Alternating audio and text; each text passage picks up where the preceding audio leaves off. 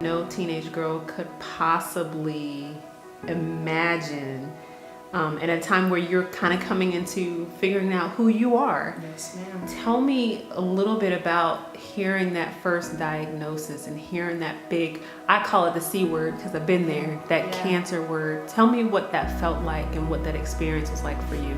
So exactly like you said, I would have considered myself the typical teenager who didn't really know what I wanted to do in life, wasn't real goal oriented, just kind of living every day and mediocre grades, mediocre outlook on life, just normal. And one day, I had an extraordinary experience. I'm in the shower, like any other morning, getting dressed, and I felt alone. And at first I didn't think it could possibly be anything because I was just 16.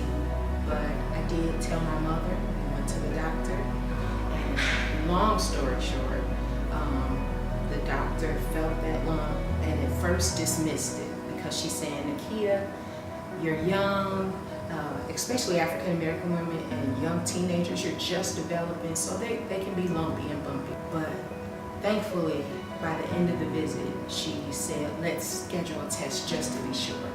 And not only was it breast cancer, but it was a very rare and aggressive breast cancer. Say that diagnosis changed what I thought was an average, ordinary life and kind of rerouted my future is an understatement. So having gone through that, you're 16, you had to go through the test. What was that experience like? At that time, was it chemo, radiation? What was it like for you, and how did it affect your teenage years? Yeah, so because I was so young, at that time, I was one of the youngest on U.S. record with that level of aggressive breast cancer. So after sending it off to Mayo clinics and becoming a lab rat for a little while, they said, listen, let's not play around, let's remove both breasts. But at that time, because I was a teenager, I did not know how to digest or mentally adjust to a reality with no breasts.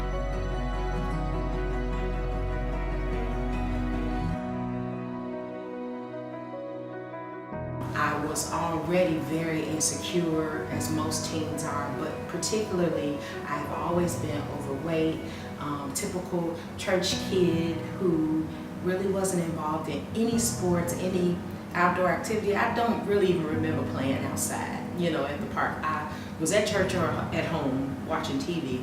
And so the weight gain and already the body image issues that I had as a teenager was only complicated by the doctor suggesting the removal of both breasts. But I ultimately did it. I underwent a partial mastectomy that left me disfigured. But by doing that procedure, I was ultimately able to avoid chemotherapy at a summer radiation and was pronounced cancer-free at the end of that summer. But you touched on something, you talked about your self-esteem. So you were already struggling in that area, and now add this on top of that. So looking back today, what would you tell that 16-year-old to encourage her, knowing what you know now, or to any 16-year-old or any young adult that's going through this and dealing with self-esteem issues? What would you say to them? What is so funny is that it's only in my adult life have I realized that every woman has body image issues. I don't care how skinny you are, how big you are. If you have the perfect face, you don't like your waist. If you have the perfect shape, you don't like your hair. So the things that I thought were catastrophic and nobody feels like this, I realized actually everybody feels like that, just in a different category. You alluded to that you grew up in the church. You had a strong church family and that relationship. But how important do you think it is, especially for women, to have someone that can help build them up and talk to that little girl inside that's feeling ashamed about whatever it is that she's feeling ashamed about or less than perfect about. Because in reality, what we all want to be perfect, right? Yeah, you know, as women, it's funny that we're also having a conversation. It seems like we dress to impress other women, not necessarily for ourselves, right? So how important though do you think it is to have that girlfriend or male friend in your life that girl, I got you. You are beautiful. You're fearfully and wonderfully made. Even if they're not pulling scriptures, but they're just pouring life back into you. It's so important to try to surround yourself with positive, reaffirming, and supportive people who see your value and reinforce your value. But I'll tell you this, we're living in a day that will be less and less often to come by. A lot of times you can live a whole life and can't hardly find one good friend that'll you can depend on to constantly reinforce. So I can't overemphasize enough the importance of finding that relationship with God, and at some point finding that relationship within ourselves to know who we are without the cheerleading section. But out of this, a new kind of mission in life for you was born. Tell me a little bit about how it all came about, because I know you are a worship leader, and it seems like you've had an opportunity to marry the two, like your cause for women, your passion for helping others, and then your beautiful voice, you know. So tell me how all of that just kind of merged. What was the moment where you realized, you know, I have a newfound purpose? I just remember that right after the diagnosis, I became a little bit more motivated to live life intentionally. It was the overall experience of realizing, you know what, life is shorter than I think. Things can happen at any time. I just had a revelation, if you will, very early on, right after the diagnosis, that life has to be lived and maximized. And so I set a path to intentionally pull the grades up, ended up graduating at the top of my class, intentionally use pain to help people, and I began singing, writing songs, which ultimately opened other doors of being able to travel over to Africa, where I learned of girls in Nigeria who had breast cancer at 13 and 14. Wow. So I could no longer give myself the pity party of saying I was the youngest and I was the only. I was exposed to a whole world of people whose situation was much worse off. And so if I can narrow it down to how it affected me and what I've tried to do with it, I would say I've tried to live now with intention, to use that pain to help somebody else. I remember when you got the news about the cancer for the second time. Yes. So now, well into your adulthood, planning life, married, now married, enjoying life with your husband, your family's close by, very close knit. When you got that that diagnosis for the second time, what were some of the things, knowing what you had been through before, how was this different for you? You know, it had both good and bad. The good thing is that this time I was a lot more knowledgeable of my options and my choices. This time I had spent years of studying and knowing what surgeons to go to and what treatments to look into. And so I was equipped for the battle the second time around. But the bad thing is it really chipped away at my faith.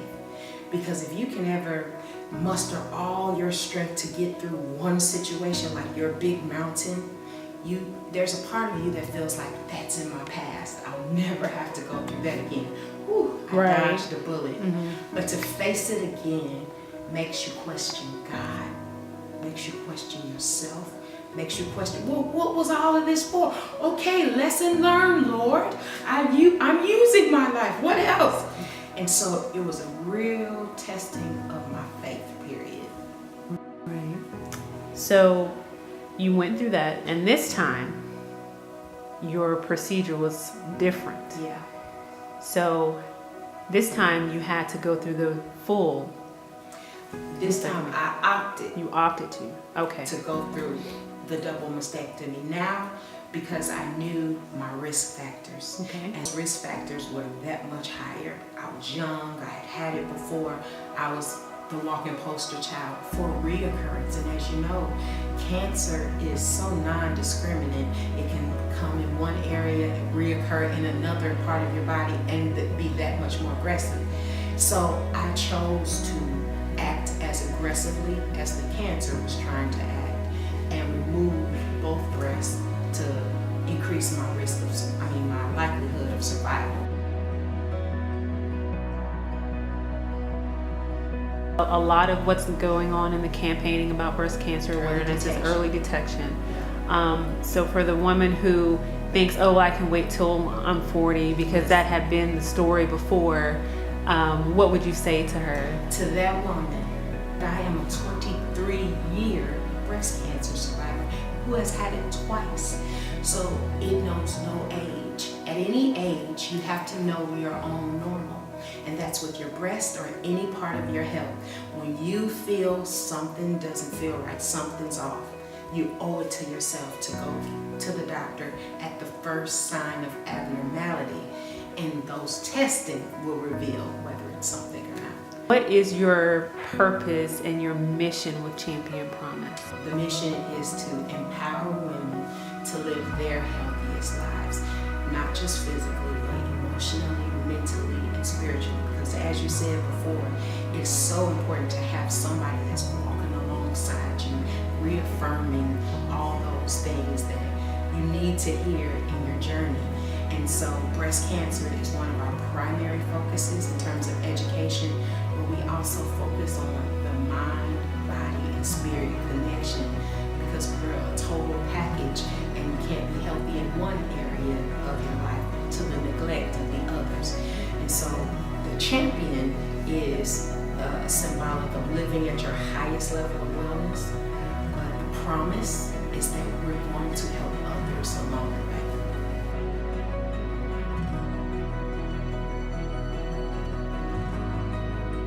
Our target audience is really the underserved woman, the woman not just underserved in terms of medical access and insurance, but the woman who takes care of everybody else to the neglect of herself.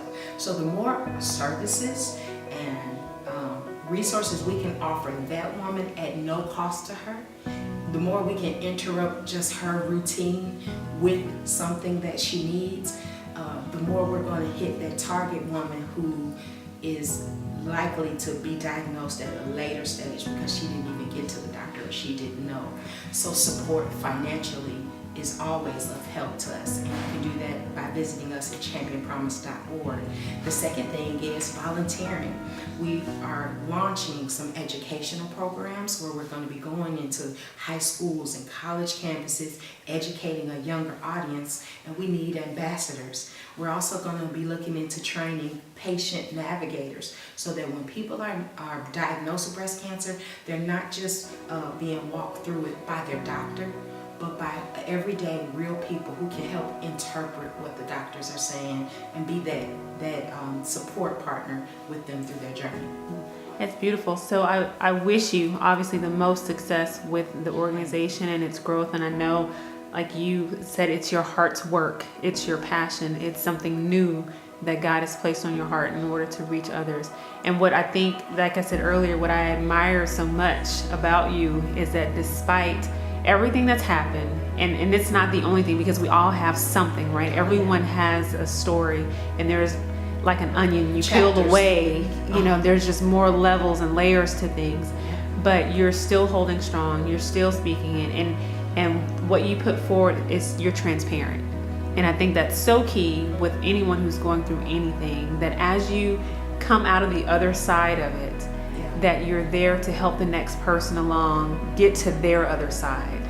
So Champion Promise, the work that you do with Susan G. Komen, which has just been great. I've watched your book, that you've written, and that I'm sure was a labor for you to get that penned out. But all of the things that you're doing, everything that you touch, I would encourage anyone who watches this video, anyone who follows you on Instagram or Facebook or whatever social media account you have up, that they get connected, that they figure out a way to be a help just like you have been a help. And it's not always kind of being in the midst of, whether it's financial or hands out there doing the work. We need people to do the work. So I applaud you for what you're doing. I applaud your family for surrounding you and encouraging you to do this. And I applaud our God even more because he uses the least of these to expand his work. And when we don't feel like we're worthy or good enough or in the right place, he says that we are, and you are. So I again congratulate you on that.